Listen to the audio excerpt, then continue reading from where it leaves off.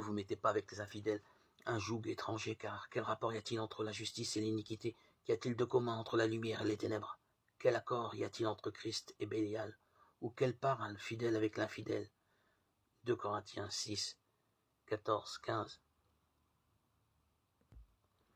Faisons comme les premiers disciples de Jésus auxquels il est dit, ils examinaient chaque jour les Écritures pour voir si ce qu'on leur disait était exact. Si nous comprenons réellement ce qui se passe dans ces temps de la fin, le danger pour les disciples de Jésus n'est pas à l'extérieur des églises, mais bien au sein des églises. C'est pour cela qu'il est écrit, car nous sommes le temple du Dieu vivant. Comme Dieu l'a dit, j'habiterai, je marcherai au milieu d'eux, je serai leur Dieu, ils seront mon peuple. C'est pourquoi sortez du milieu d'eux et séparez-vous, dit le Seigneur, ne touchez pas ce qui est impur, et je vous accueillerai.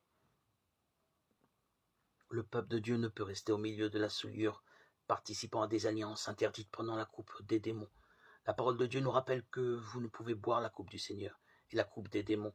Vous ne pouvez participer à la table du Seigneur et à la table des démons. Dieu appelle son peuple, ses enfants, et leur dit, sortez du milieu d'elle, mon peuple, afin que vous ne participiez point à ses péchés et que vous n'ayez point de part à ses fléaux.